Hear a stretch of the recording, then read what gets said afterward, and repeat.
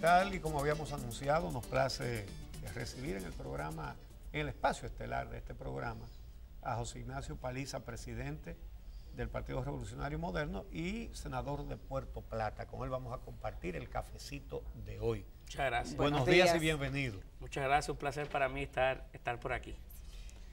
Bueno, estaba reclamando su café. Sí, porque la jornada de ayer fue un poco intensa. Un horario extendido, entonces estoy un poquito cansado. Hay muchos temas importantes y vamos a aprovechar el tiempo. Y bueno que está el café. Gracias. En este momento se está discutiendo la auditoría al proceso de primarias, sobre todo al voto automatizado. Orlando Jorge Mera dijo ayer que el PRM aprueba que esa auditoría hecha por la Deloitte, que está siendo cuestionada o rechazada más bien por los partidos que apoyan a Leonel Fernández. Como presidente del partido, ¿cuál es el criterio en ese tema de que la Deloitte haga la auditoría de forense, que le llaman, del proceso? No conozco la intervención hecha por el compañero Orlando Jorge Mera al propósito de este tema. Sé que en el marco de un encuentro ayer con la Junta Central Electoral sobre el tema de la auditoría, habrá tenido él que fijar alguna posición de manera institucional. Por eso no quiero referirme a la suya, porque no quisiera contradecirle. Sin embargo, en el día de hoy, en la mañana de hoy, a las 10 de la mañana del día de hoy, el Partido Revolucionario Moderno ha convocado su dirección ejecutiva, donde el tema fundamental a tratar es ese.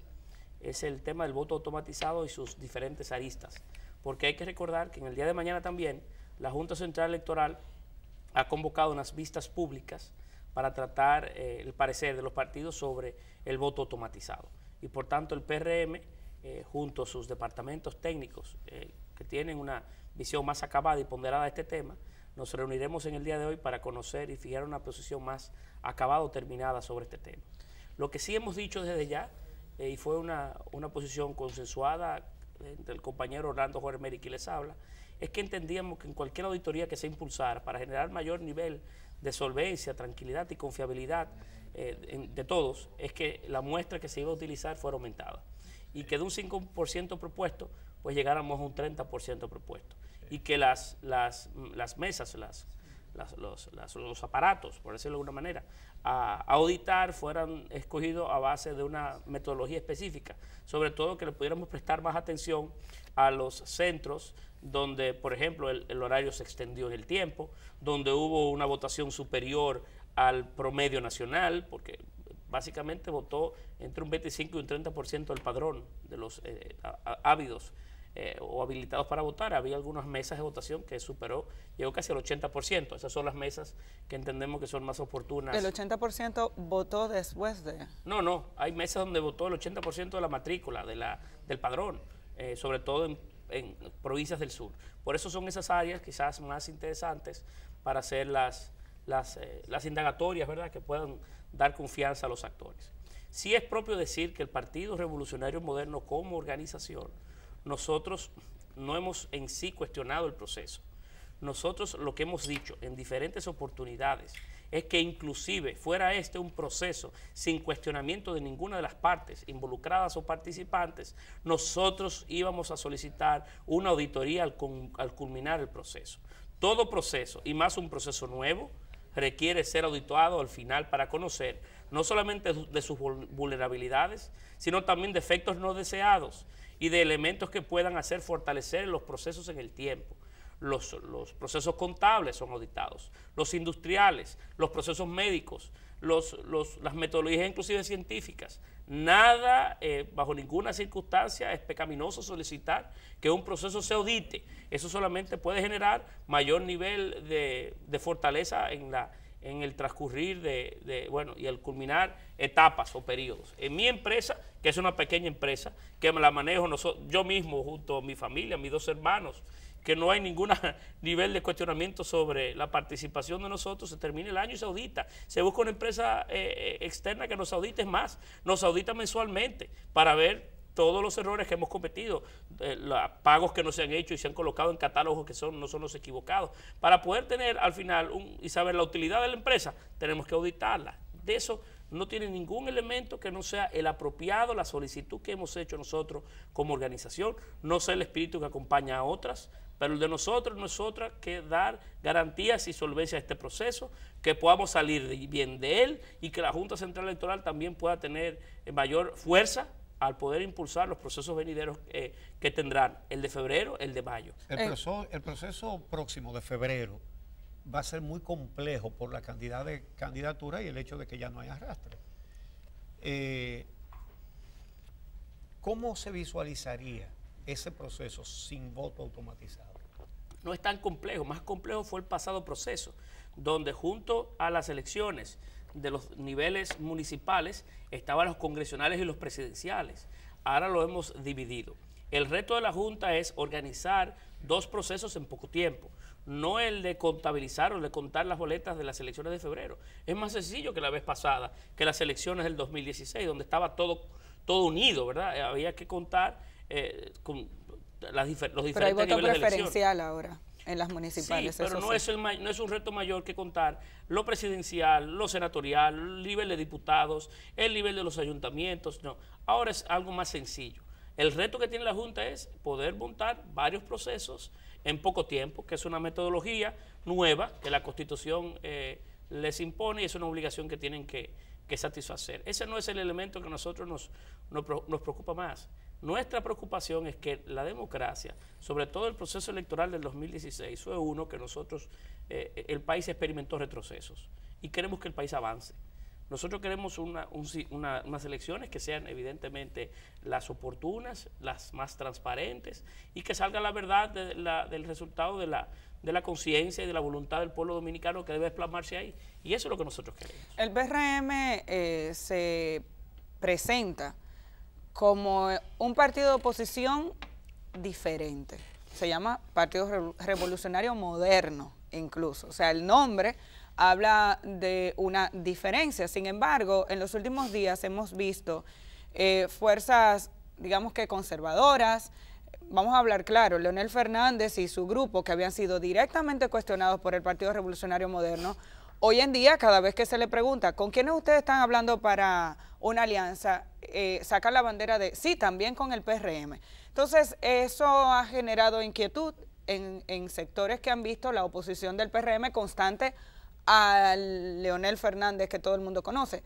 ¿Cuál es la realidad de esa supuesta alianza PRM, Leonel Fernández y equipo?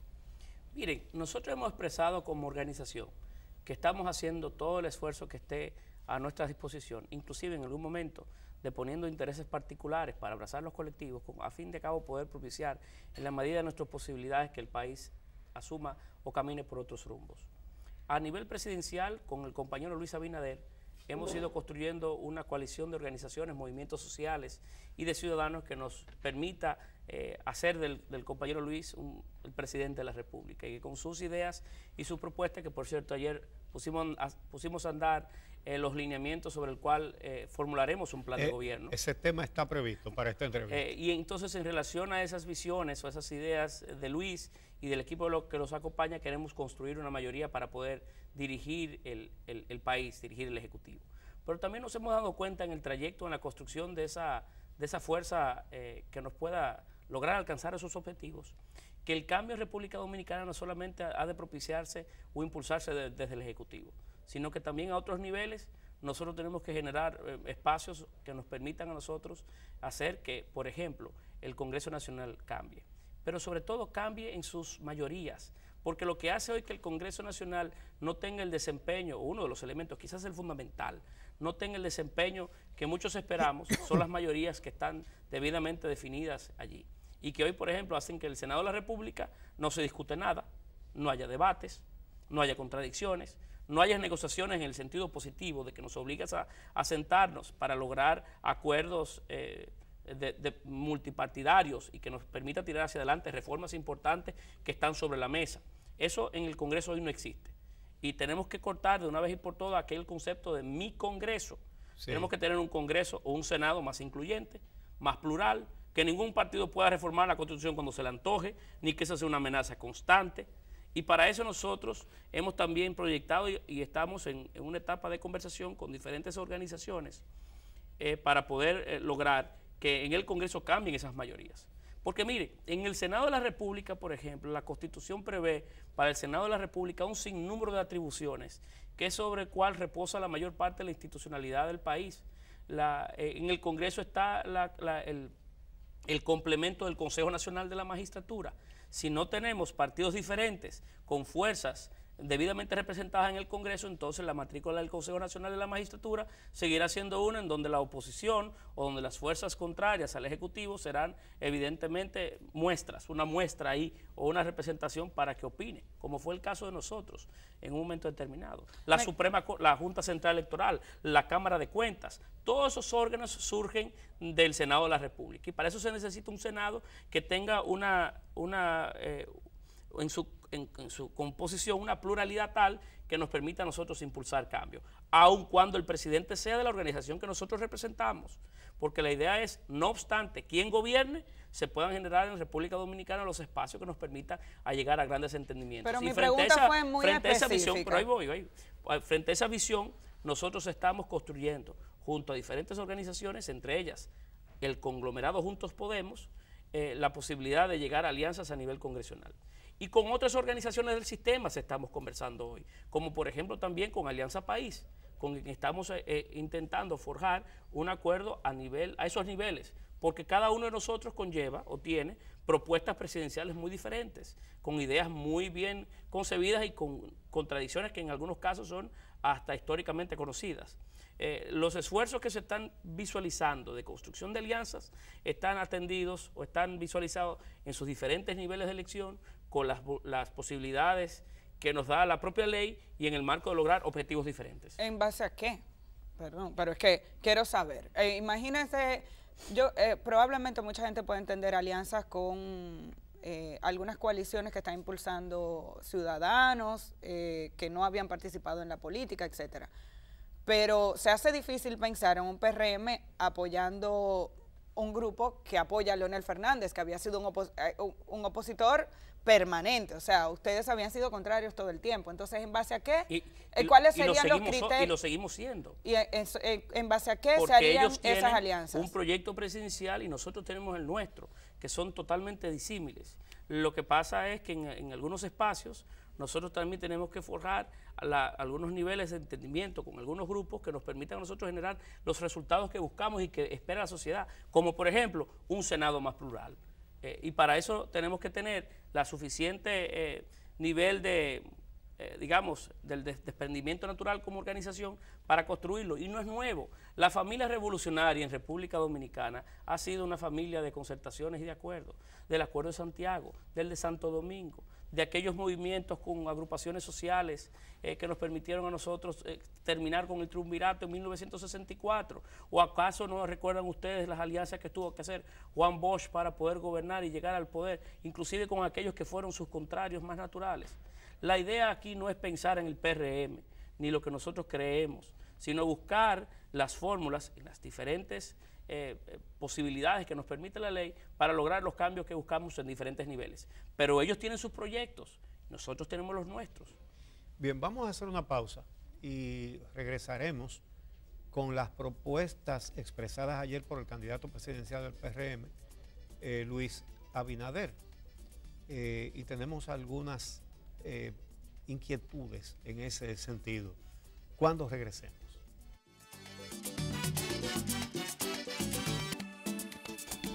Continuamos conversando con José Ignacio Paliza, presidente del PRM.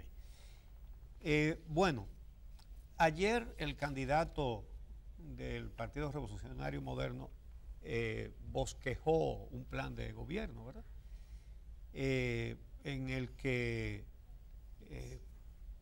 trazó algunas líneas.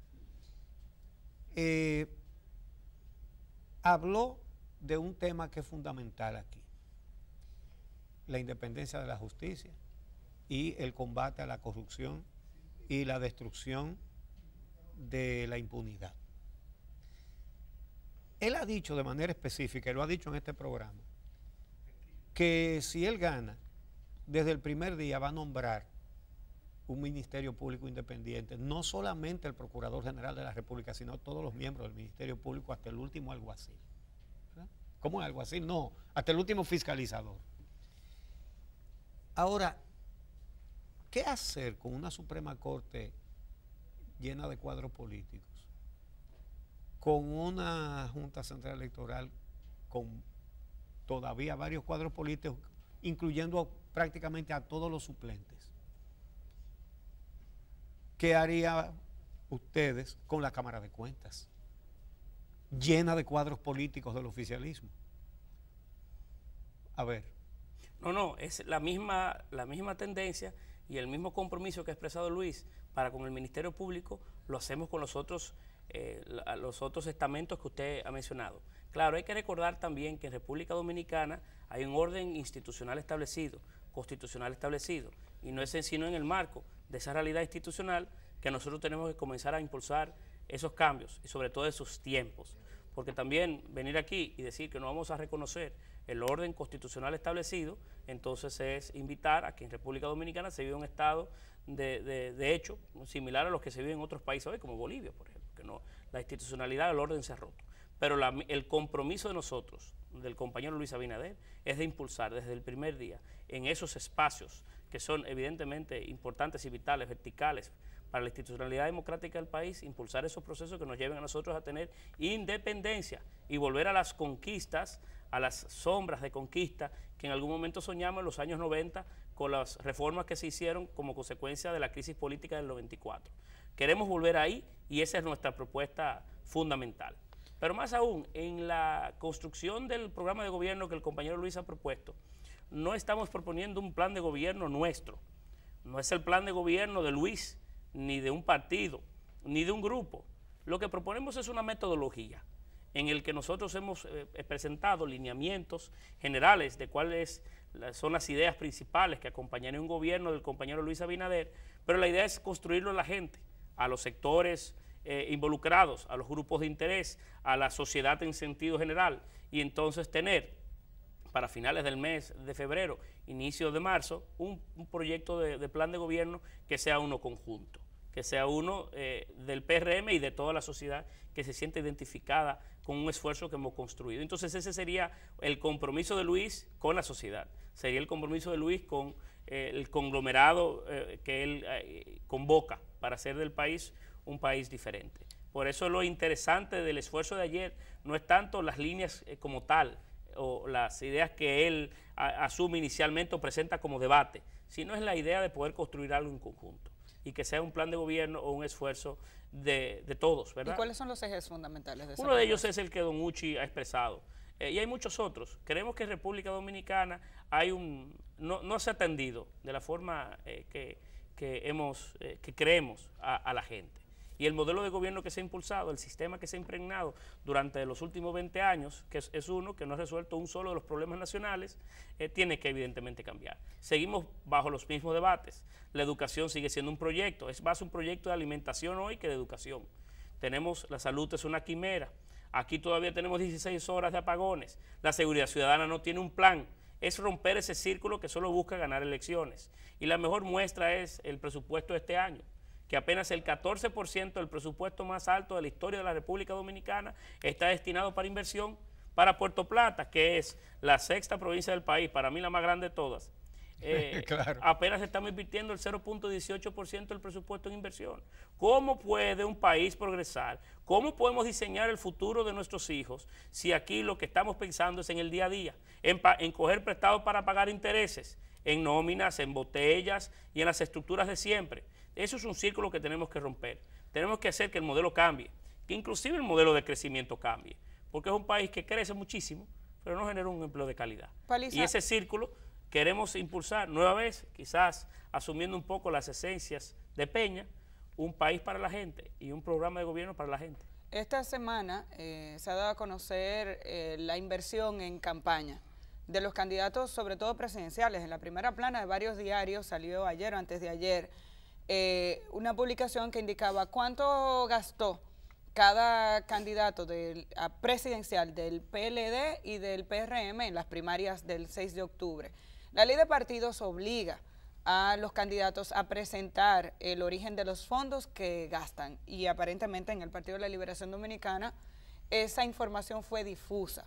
¿Cuál es la posición del PRM, a diferencia de los del PRM, que aparentemente sí publicaron con mayor nivel de detalle esa información? No solamente es la obligación de los candidatos de presentar sus presupuestos de ingresos y de gastos, sino que también la Junta tiene que fiscalizarlo. Si algo importante en este proceso, más allá del debate, el voto automatizado, de todas esas dudas, son cómo fiscalizar los procesos. Cómo fiscalizar, por ejemplo, la compra de votos que se ha dado en todas las mesas, convirtiendo las mesas de votación en las primarias en un mercado persa frente a las autoridades militares, a los funcionarios de la propia Junta Central Electoral y a todo el sistema que lo vio y lo palpó. ¿Cómo van a enfrentar eso ustedes? ¿Pero qué herramientas hay? Efectivamente, la Junta Central Electoral tiene la obligación legal de formar una unidad. Existe también la obligación legal de constituir un procurador general adjunto para temas electorales. Ya el Ministerio Público, dominado por el partido, dijo que no, que eso son ellos. Don Uchi, si nosotros nos corrompemos... El procurador es del Comité Central. Don Uchi, si nosotros nos rompemos, pero no está solo, y esta sociedad no está solo, y en el mundo se han dado muestras hoy de que no se está solo. ¿O acaso el movimiento que ha pasado en Bolivia no ha sido el producto de una sociedad que se lanzó a las calles porque se vulneraron los derechos ciudadanos y civiles, el orden constitucional? Fue esa la razón. No están solos, y aquí hay una sociedad que está muy vigilante, pero el rol de la Junta tiene que ver con fiscalizar esos procesos. ¿Qué importa si un candidato le ha expresado a usted que gastó tal o cual cantidad de dinero si usted no utiliza esa información de forma apropiada, como lo indica la ley, y lo estudia, lo fiscaliza y lo profundiza? Mire, solamente en publicidad de la campaña, en los estudios que hemos hecho del gasto de publicidad del candidato oficialista, sugiere que ellos violaron o se fueron más allá de los topes apropiados o consignados en la ley para el tema del gasto en campaña, que es de 500 millones de pesos. Pero la Junta Central Electoral y nosotros estaremos haciendo las exigencias a la Junta para que los fiscalice. No es tan complicado ni difícil hacerlo. El límite era 519 millones de pesos por precandidato presidencial. El que más gastó fue Gonzalo Castillo, 418 no, eso dice él, millones de pesos. Lo que estamos pidiendo es que la Junta a él y a nosotros nos audite, fiscalice lo que hemos propuesto. Y es muy fácil hacerlo, porque mire, solamente, por ejemplo, en la colocación de publicidad, ustedes saben que hay empresas independientes que se dedican a medir el impacto y la inversión que hace cualquier empresa en materia de publicidad y hacer los monitoreos del lugar. Nosotros los hicimos. Es bueno que la Junta Central Electoral haga lo propio y que pueda determinar cuál ha sido el gasto de cada candidato para que el dinero no siga siendo el elemento fundamental en el desarrollo de una campaña electoral. ¿Qué le dicen a ustedes esos datos?